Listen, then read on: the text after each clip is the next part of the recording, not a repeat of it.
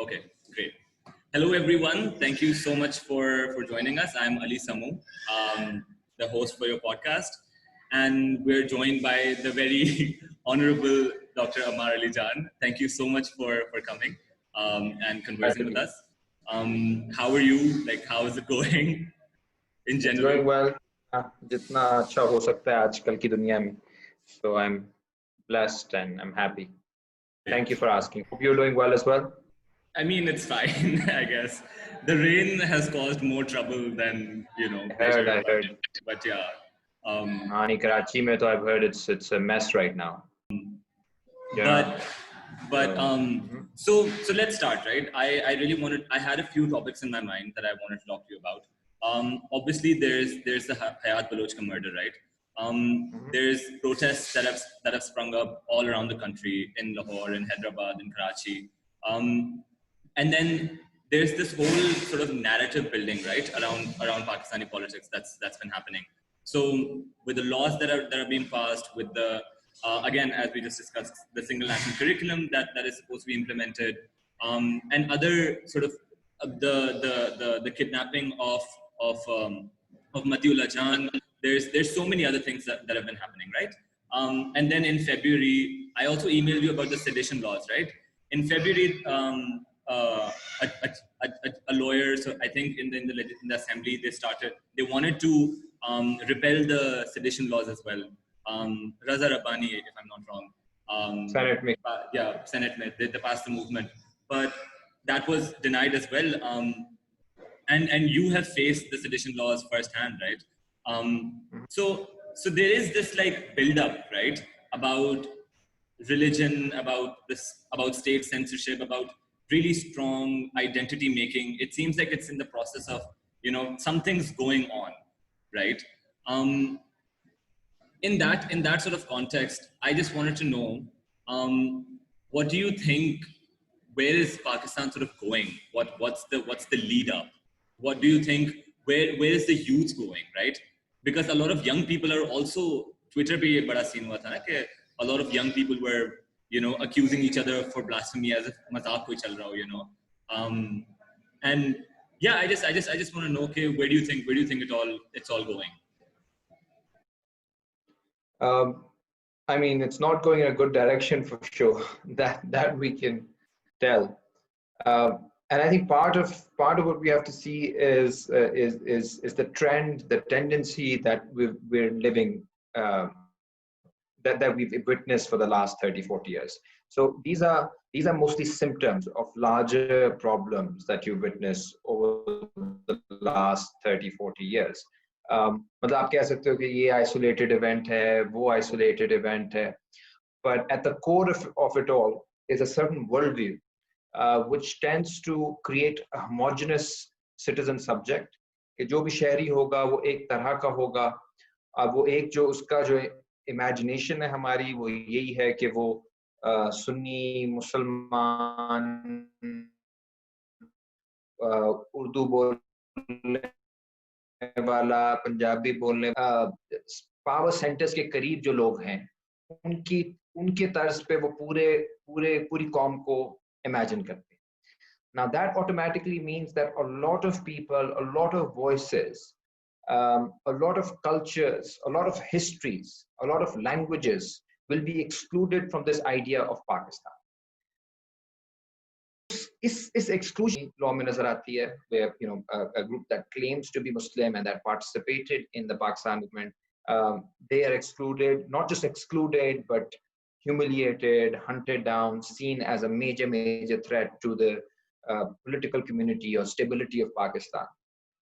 उसकी जो छोटी आपको मिसालें नजर आएंगी, वो even रोजमर्रा की जिंदगी में आपको नजर आ जाएगा कि आपने खुदा हाफिज नहीं कहना, अल्लाह हाफिज कहना है. Things like these. आप लोगों ने शायद खुदा हाफिज सुना भी नहीं होगा. हमारे टाइम पे ये चेंज आ रहा था when we were kids. उस वक्त हम खुदा हाफिज कहते थे, या मेहंदी जो है वो हिंदू त्योहार है तो बसंत हिंदू है. तो so there is this paranoia that somehow the only way we can create a nation, a homogeneous nation, is by purging out our own history. parts are parts of our own culture. And the problem with this kind of purging is that it's often not just an attack on the other, it is an attack on yourself. Because these cultures, histories are intimately attached to us. अब ज़ाहिर जब आप अपनों पे हमला करोगे तो वो अपने पे जुल्म होगा और अपने जो माशरे के अंदर लोग रह रहे हैं, अपने समाज के अंदर जो लोग रह रहे हैं, उसमें आपको दुश्मन नजर आना शुरू हो जाएगा. That's why we don't fight with India all the time, but we see Indian agents everywhere in Pakistan. और ये मामला उधर इंडिया में भी है इस वक्त हिंदुत्व और मोदी गवर्नमेंट का. They see ISI and Pakistan everywhere because it's a certain worldview which is so obsessed with purity of religion, culture, language, race, that it can only feel repulsed or terrified at the emergence of diversity. और हमारे लिए जो diversity का सवाल है, उसमें जो सबसे बड़े विक्टिम्स रहे हैं सारे पॉलिटिकल प्रोजेक्ट के या आइडियोलॉजिकल प्रोजेक्ट के, वो रहे हैं या तो आपकी माइनॉरिटीज, रिलीजियस माइनॉरिटीज, या जो एथनिक ग्रुप्स हैं जो कि मेन स्ट्रीम से हट हैं. तारीखी तौर पे आपको मालूम है बंगाल जिनका कल्चर और लैंग्वेज निगेट करने की कोशिश की गई, उसको पूरे उनकी तारीफ की नफी करने की कोशिश की गई, और उसके नताइज हमारे सामने क्या हुआ 71. और पाकिस्तान के अंदर अक्सर कौमों के साथ ये जुल्म हुआ है, including Sindhi speaking, Urdu speaking, Pashto speaking, लेकिन सबसे ज्यादा जो इसके आगे इसका शिकार बने हैं वो बलोच. और लोच आइडेंटिटी को जोड़ दिया गया है with the possibility of an internal enemy, a group that interrupts the fantasy, the fiction created by the Pakistani state that we all have a similar history. Baloch not only do not fit this model because they are a diasporic community, also because they were made part of Pakistan in a very violent way, but also because they continuously assert that difference. और उसकी वजह से एक Paranoia है कि ये हर वक्त पाकिस्तान के खिलाफ काम करे. Our challenge is whether or not we can accept this difference, this diversity, as part of our own heritage, or will we continue to suppress it and purge it? If we choose the latter, which we're doing right now, तो ये हयात Bloch जैसे वाकयात जो हैं ये अलामतें बन के सामने आती रहेंगी, क्योंकि उसमें ये तो बहुत ही पेनफुल एक वाकया हो गया कि जी वो काम कर रहा है अपने वालिद साहब के साथ और उसके वालिदैन के सामने उसको जिस तरह से शहीद किया गया, फिर गोलियां मारी गई. It's shocking, but the question is, what level of paranoia propels men in uniform to conduct or to undertake this kind of barbarity? It is that ideological context and that spatial segregation that exists today in Pakistan, particularly pertaining to Balochistan, that needs to be questioned rather than seeing it as some individual isolated event, which I don't think it is. So that's okay. So this paranoia that you're talking about, do you think this paranoia is being exacerbated by the current slow progression of these laws that are being passed, Tahafuz-e-Islam Bill and the single national curriculum? Do you think that this is a lead up towards a kind of homogeneous identity making where paranoia will inevitably be it'll exaggerate itself, right? If in an ideal Pakistani state, right, everyone is a homogeneous Pakistani, and everyone thinks the same, acts the same, has the same language, same, right? उन्होंने purge out कर दिया. But then उसमें भी अगर कोई if someone is opposing a view, if someone is कोई dissent create करने की कोशिश करता है, so that paranoia immediately sort of like you've heard the whole like Karen thing, right? The social media पे Karens, right? So like it'll be like a Pakistani Karens all over, right? कि कोई भी if any if a heterogeneous person, heterogeneous group comes into contact with that homogeneous identity, there will be an immediate, repulsion, right? An immediate violence. So वो immediacy को खत्म करने के लिए, I think the state needs to take other measures, right? Like promote inclusivity, promote, talk about differences, right? Rather than similarities. But how is that possible? I mean, वही बात है ना कि in a sort of capitalist state, you can't. ये जो homogeneous वाली बात है, this also comes from the privatization, right? Where you want to seclude an idea of a family, you want to seclude or segment a kind of nationality, a population, right? So where do you think this? What are the systems that are in place that young people today, can use, right? Despite the lack of them, what are some of the systems that are present that you may know of that students can use to resist, to create a voice, to create an alternative kind of system, right? So what do you think? What do you think we can do? There are a number of things that you've pointed out. One is, of course, the fact that from all of this painful experience, unfortunately what the state has learned is that there needs to be more homogenization, a faster, more radical, aggressive eradication of difference. And the single national curriculum, or the Tahafuz-e-Bunyad-e-Islam Bill, particularly the latter, it is clear that it's an attempt to wipe out dissent.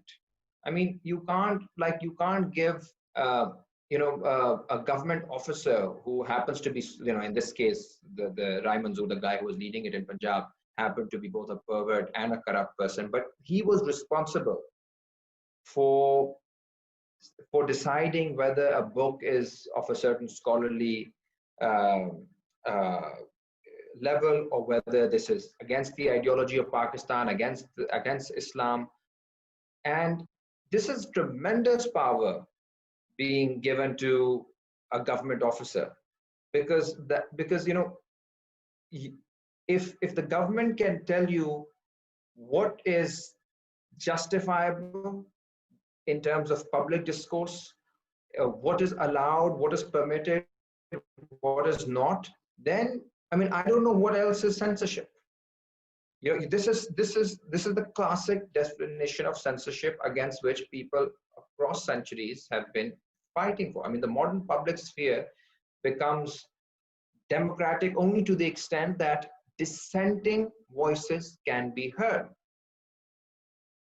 अगर तो हर किसी ने जी हुजूरी करनी है, वही बात करनी है जो किसी और ने की है, if it's all going to be equal, then you have this kind of equalization which hides the actual differences that exist in society. Then you are simply causing different issues to disappear. But you see, with disappearing, it only means that the thing no longer appears. It does not mean that the thing is going out of existence. आप सिर्फ उसको नजरों से ओझल कर रहे हो, मगर उसका वजूद तो फिर भी रहेगा। और यानी वजूद अगर रहेगा उस सवाल का, तो वो सवाल फिर रहेगा, वो सवाल मौजूद रहेगा, वो माशरे को तंग करता रहेगा। लेकिन जो माशरे की कैपेसिटी है उस सवाल को एड्रेस करने के लिए, उस सवाल का जवाब या हल तलाश करने की, वो कम हो जाएगी, because you are no longer able to pose that question in a public way. और ये इसकी जो एक्सट्रीम फॉर्म है वो ये है कि ना सिर्फ सवालों को यहाँ पे डिसअपीयर कर दिया जाता है, बल्कि जो सवाल उठाने वाले हैं उनको भी वो भी डिसअपीयरेंसेस का शिकार हो जाते हैं. It doesn't mean those people don't exist. It doesn't mean their questions don't exist. It simply means you are too scared to face the questions that your own history is posing to you. This is classical Freudian repression. कि आप repress कर रहे हो, but what you do, because you are too scared of yourself, of your own past, your own history. And in the long run, we know that this can only lead to a neurosis. आप जो collective health है society की, वो on the decline. It's on the decline. This is a paranoid society. This is a society that is increasingly insular, scared of encounters, scared of the other, scared of novelty. And it is generally quite sad if any society goes through that. But particularly a third world country, a country that's poor, that's going through a very difficult phase, that country needs to actually interrogate itself. It needs to overcome its tradition and build something new. क्योंकि जो रवायत रही है, वो उस मुल्क को ऐसी जगह पे ले आई है जो कि कोई ऐसा काबिल जिक्र नहीं है, कोई ऐसा नहीं कि सारी दुनिया मिसाल दे रही है पाकिस्तान की तरक्की। तो हमें तो रवायत शिकनी करनी है, हमें तो रवायत को तोड़ना है, हमें तो सवाल उठाना है। और ऐसे माशरे में आप सवाल उठाने पे पाबंदी लगा दो, तो इसका मतलब है you have become comfortable with your own mediocrity. Mediocre and it deals with global powers without any kind of serious interrogation by its own public. So it very neatly fits this model of a rentier state. क्या आपने बाहर मुल्क को कभी China के आगे बेचना है, कभी सऊदी अरब, कभी अमेरिका, यानी Islamic extremist, capitalist and communist party of China, तीनों को आपने rent out किया हुआ. This is the level of, like, you know, flexibility at the level of the elites. मगर कोई अगर public में कोई छोटी सी बात कर दे यहाँ पे पानी के मसले पे भी, तो आप sedition लगा देते हो, आप कहते हो कि ये कोई foreign agent. So I think this is an incredible reversal, incredible facade that this elite that completely depends on IMF, World Bank, Saudi and Chinese money, like international global finance, that it has the guts to annihilate its own population by accusing them of working with foreigners.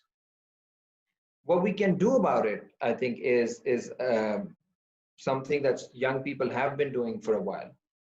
I think one of the tragedies of our times is that elites, not just in Pakistan, but globally, are more organized than ever before. चाहे वो आपको corporations की शक्ल में नजर आ रही हो, चाहे वो international financial institutions, IMF, World Bank, or trade organizations, WTO, या CPEC है, या NATO. So they're organized on a planetary scale. Whereas the public is more disorganized than ever before. We don't even have for young people, we don't even have student unions. We don't have trade unions for workers. We don't have peasant Yahari committees for peasants. We don't have mass scale women's organizations. So I think that the most important thing for any movement, including the youth movement, is not just to protest, which is, of course, when you're feeling under pressure, you protest. But the more important thing is to organize, which means to transform your ephemeral, momentary rage into an enduring political project. Time is the key raw material for transformation. Otherwise, managing rage is something that the system is good at. आती है, कम हो जाती है, Twitter पे या Facebook पे या TV पे, किसी को punish कर दिया. But it is really what's not happening, and what needs to happen is that this rage has to pass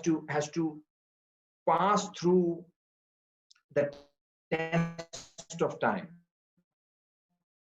It has to endure into a can commit to in transforming their own historical situation into one that is more just and more inclusive. So yeah. No, 100%. I completely agree. But what do you think? What's the reason why throughout Pakistan's history, we've never seen stability. We've never seen anyone able to, allow for that freedom of speech, allow for that freedom of dissent, or allow for really any kind of liberation, right? हम लोग के पास कुछ acts आए थे economic liberalization के, media के 2002 के जो media liberalization act था, वो आया था. But then there's always like a battle for power, right? But what motivates that power? I mean, I think if people understand that, okay, where the authorities are coming from, perhaps it'll be, perhaps they can organize in a better way, right? Once they can understand their opponents, right? So what do you think? Where are they coming from? If you're talking about Pakistan in particular, to Pakistan mein do teen we've discussed it with particular framework, who challenges the particular history being told by the Pakistani state. At the economic level, we remain our elites remain rent driven.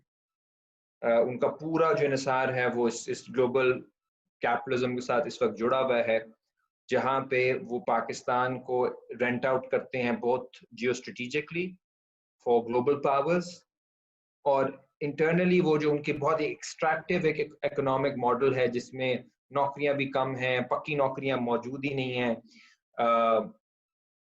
Social development पे पैसा बिल्कुल ही नहीं लगाना चाहते वो, उस सब को वो उस तरह की एक बहुत ही गंदी शक्ल कैपिटलिज्म की, which doesn't even bring you the benefits of capitalism, let's say, some kind of freedom in the public sphere, some kind of notion of abstract human rights, वो भी नहीं है इधर.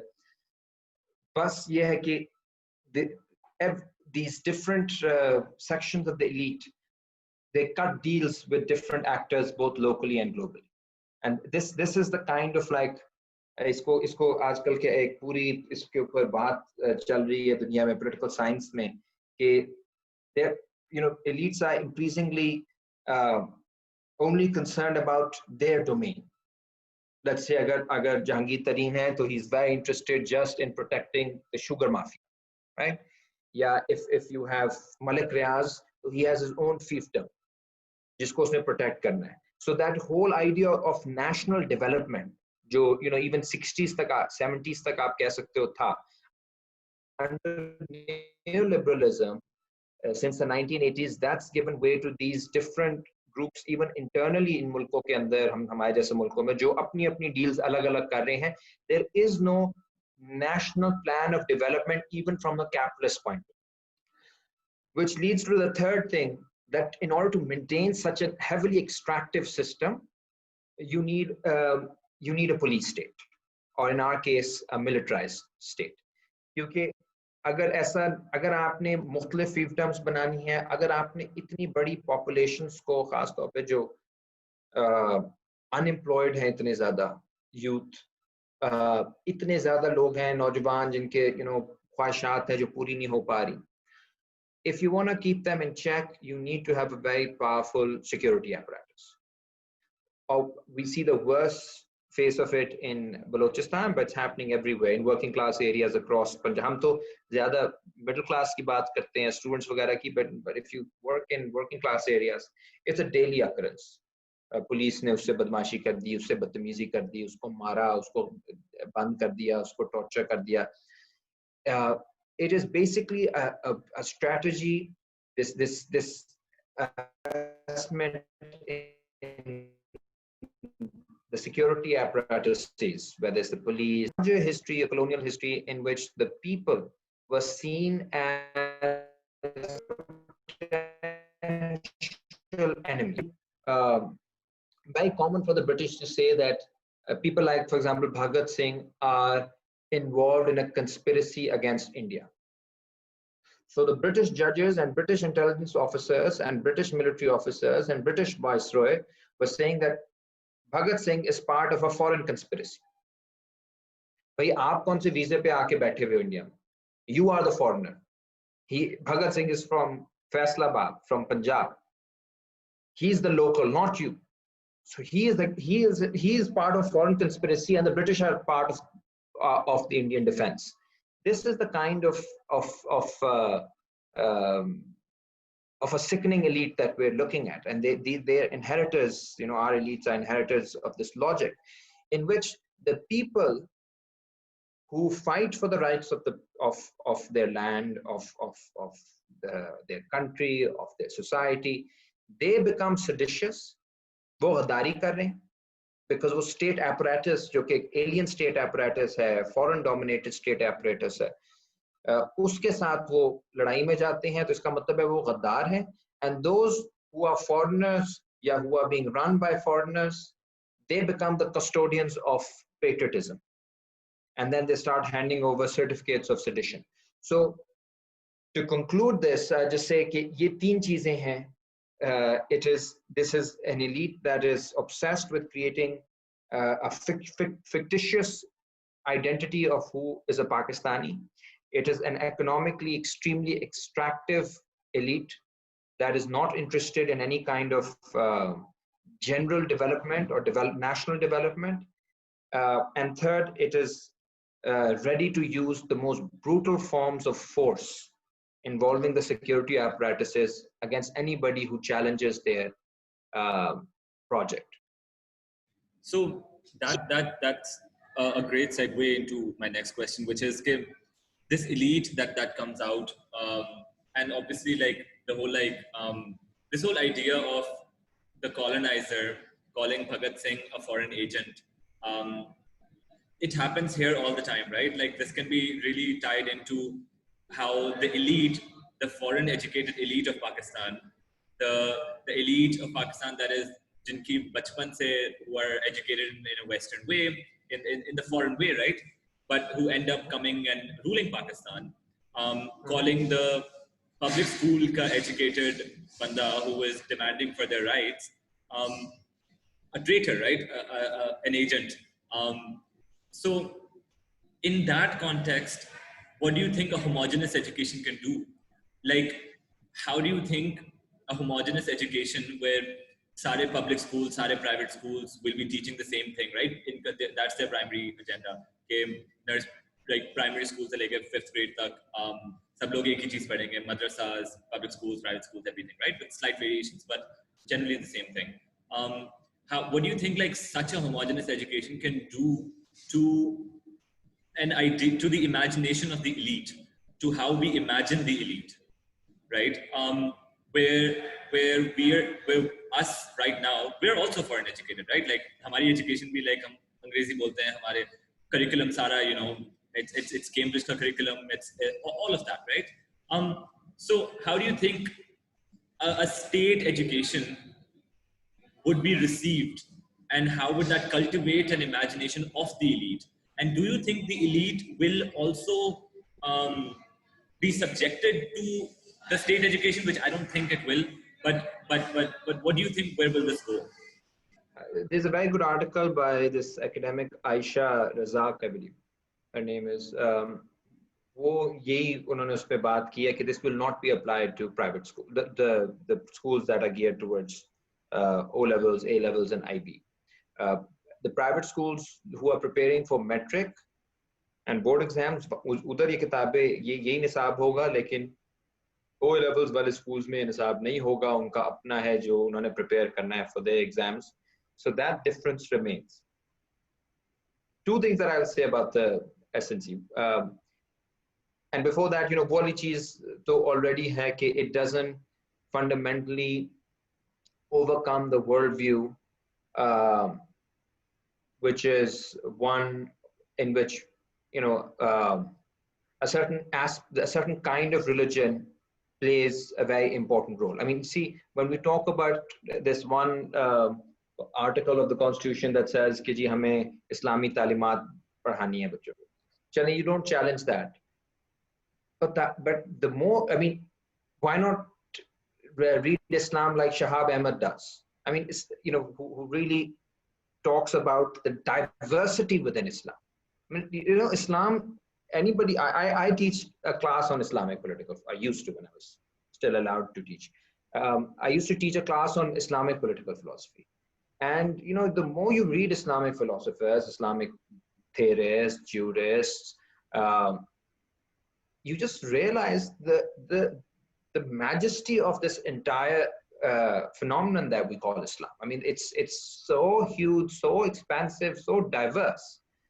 कि आप उसको, अगर आपने वाकई किसी को इस्लामिक स्टडीज पढ़ानी है, तो फिर तो बहुत कैरेक्टर्स हैं पढ़ाने के लिए. फिर जो तालीम का काम होना चाहिए, जिसको हम कहते हैं इस्लामी तालीम या साइंसी तालीम या मैथ की तालीम, वो उसका काम होना चाहिए कि आप लोगों के जहनों में सवाल डालें. It's not about giving you answers. I mean, that's why, you know, I really regret the kind of teaching that we were given. Science की जो जिस तरह हमें पढ़ाई, I would have loved to go more into science. अगर मुझे, I was good at math, लेकिन मुझे एक भी equation का मतलब नहीं पता कि उसका actually मतलब क्या है. So there were no questions in terms of like, what does this mean? It was only about like giving an answer. And that I think is an absolute tragedy. इसी तरह इस्लाम को अगर आपने पढ़ाना है, पाकिस्तानी तारीख को पढ़ाना है, then you have to include the entire gambit, or at least encourage people to ask questions. And you know, again, not just about a certain narrow version of Islam, but broadly about Islam and more broadly about religion and questions around religion and the state. There's also a lot of stuff now written by Islamic jurists on the necessity of secularism in the modern world from an Islamic point of view. So, I mean, that's also part of Islamic education, Islamic knowledge now. You know, that's when we teach something, all the way from Ibn Sina to all kinds of writers that you look at, people, this is a very diverse field. So, isko ek to narrow kiya gaya hai, and that's partly because of the kind of political project that our state promotes. अच्छा, ये तो एक background में मैंने बात कर दी. दूसरी चीज ये है कि I was very furious that there was absolutely no input of the biggest stakeholders of the education system, i.e. students. अब आप कही जा रहे हो experts, but where are the students and where are the teachers of these schools? We're talking about thousands and thousands of people who are working, who are organizing, mobilizing, but nobody is willing to listen to them. This is also a crisis of education. Last year, I don't know if you guys participated in the Student Solidarity March, but it was a massive event. It was huge, yeah. आपने उसके बाद किसी student से बात नहीं की. All you gave as a response were sedition charges against students. This idea that you can make the system work through experts, I think, is humiliating. It's humiliating towards all those young, bright people who not only understand the system because they experience it, but also have come up with some great suggestions over the past few years. I was in a webinar with the Education Minister, Shafqat Mahmood Saab, recently, and I asked him this question. I was like, "यार, आप सुने तो सही students का और ये वो." कहता नहीं, वो सारा political है, हमने 400 experts को डाल दिया. A politician is saying कि ये सब political है. I mean, this is the kind of you know, ridiculous arrogance that we see from the leadership at the top, and they completely dismissed all concerns of students and put these nameless, faceless 400 experts who made this very, very important decision. And eventually very little has changed. Jaise maine kaha ki it does nothing to bridge the class divide. That's a complete lie. OA levels अपना अलग रखेगा, IB का system भी introduce हो गया, वो भी अलग रखेगा. There's also this American system in a few schools for certain elites, वो भी अपना अलग रखेगा. So that it doesn't bridge that gap at all. And more importantly, like, I mean, for the last 250 years, we've been ruled by these nameless, faceless experts. When will sovereignty finally belong to the people, which in education means inclusion of voices among the biggest stakeholders, the students, as well as teachers who actually make the system work. I think anything that excludes these very important voices is a top-down, bureaucratic, and dictatorial effort that will, even if it was well-intentioned, which I don't think this is, but even then it will not be able to achieve the desired results. So, I mean, thank you so much for all your input. I think one of so we're coming to a close. One of the last questions or comments that I wanted you to make was about a reimagining of the state. So I have one of my professors who teaches urban studies was also worried about the kind of climatic effects, right? We are also under a lot of climate change key threats, which is also very, very important, right? Something that is not being taken seriously, which obviously sort of like comes into the whole, people not being heard, right? But in order to also eliminate that crisis, or at least tackle that crisis, because that crisis is not, we can't really eliminate it anymore. We've done so much damage. In order to sort of tackle that crisis as well, the professor talked about a reimagining of the state, because the current model of the state, the current model of a democratic state, or just a a Machiavellian state, right? So I don't know, like it's a very 16th century imagination of a state, right? With borders and with the way that it's organized. So according to your academic experience, your understanding, what do you think, how can a reimagining of the state in an ideal situation where people are being heard, where things may be implemented, where do you think an alternative form of a state can go, and in what form can it take, if any? This is a very good question. I think you rightly suggest that climate change is an existential threat for us. And much like COVID, but with much more intensity, what it is telling us is that how intimately we all are connected. But also it's telling us that how the privileges of a few is leading to so much misery for so many, to the point of almost extinction. So two things need to happen. I mean, one regarding climate change in particular is that we have to link it. I mean, this is a Hegelian idea that the universal can only be addressed through the particular. And to address climate change, you have to, which is the universal problem, you have to link it to the particular problem, which is that of capitalism and its tendency for endless growth and a fossil fuel driven growth. So 100 companies are responsible for some ridiculous figure like 60-70% of global emissions.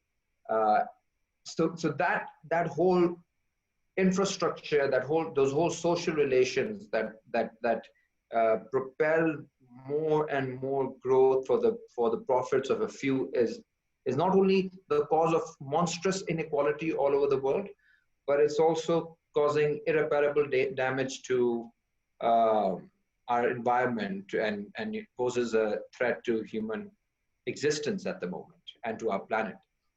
So that contradiction needs to be resolved. The contradiction fueled by capitalism's drive for surplus value or profits. The other thing that needs to happen is, as you rightly pointed out, is that we have to question the form in which capitalism arrived, which is the nation state. And the nation state was this form that allowed this global abstract system to be mediated. Nation state is what mediated global capital, or uske zariye, negotiations karna, or militaries banana. So it was a great way of controlling local populations, providing them with an anchor in the so-called nation. We all are part of the nation, so forget about the class differences that exist. And it turned these states into managers of capital. Now, the states under neoliberalism over the past 30-40 years have already lost that ability. Ab to Facebook, Google, Amazon have more power than most third world countries, maybe even some first world countries. And organizations like IMF, WTO, World Bank are far more powerful. So nation state ki jo ek purana role tha in managing global capital, wo bhi bahut kam ho. अब तो ये बिल्कुल ही जिस तरह Pakistani state है कि बस एक militarized machines बनते जा रहे हैं all across, and this is destructive for human beings, and this is inadequate, as you rightly pointed out, to meet the challenges of our era. And the biggest challenge, of course, is climate change. So I think we need more than ever a two-pronged strategy in which we can both imagine a system in which local communities are empowered, so that when we're talking about alternatives to capitalism, we're thinking about a system of production and consumption and circulation which meets human needs, rather than creating surplus profits for capitalists sitting thousands of miles away. So production and distribution and consumption has to be geared towards meeting human needs. The other very important thing is to link these localized efforts with something truly global, because only a global coordinated effort can allow for the kind of transition that's needed today to produce a more green economy, to produce a new kind of sustainable infrastructure. अगर हम ये नहीं करेंगे, तो एक तरफ हम इस inequality के अंदर और ये जो apartheid बन रहा है, not only based on class, but we're also going to see a climate apartheid where few countries or few people in few countries will be safe while others will be running for. It's already happening. Pakistan pe effects are of Europe, some of European countries, yeah. Absolutely. So what we're going to do is, this is going to happen, and these people will be forced to leave their countries and move towards Western countries, which the countries that are relatively more stable, who will then create borders and fences, and again, this is already happening. So we will see this nation state model turning into a complete monstrosity. It already is, but they will be it'll be very difficult to differentiate between the fascist form, which is the model that's given as the bad form of nation state, with more liberal nation states like US, contemporary Germany, because objectively they'll be forced to push people out, keep people out, exclude people, which means sending them to their miserable deaths, which is exactly what the internment camps were, the camps during the Holocaust. So what a gap have between liberal and Nazi conceptions of organizing society, climate change is going to end that gap. So we have to think of a global form in which it's inclusive, in which resources are shared, in which technologies are shared, in which science is shared, so that empowered communities locally can produce and consume the things that they need. So I think the question of, I really like Rosa Luxemburg's formulation, barbarism or socialism. I think this question today is felt with the greatest sense of urgency, more than ever before. I completely agree, and I think we should all really be, we should all be cognizant of all these things happening around us. But thank you so much for joining us. My laptop ki battery khatam ho rahi hai, so I'll have to end this conversation. Okay, Ali. But no, thank you so much. Thank you so much. It was a lovely conversation, and I hope everyone enjoyed. I will stop the recording now. If you like this conversation, please, let us know. And yes, Allah Hafiz. Yeah, we'll be in touch. Yes, of Take course. care, man. Thank you.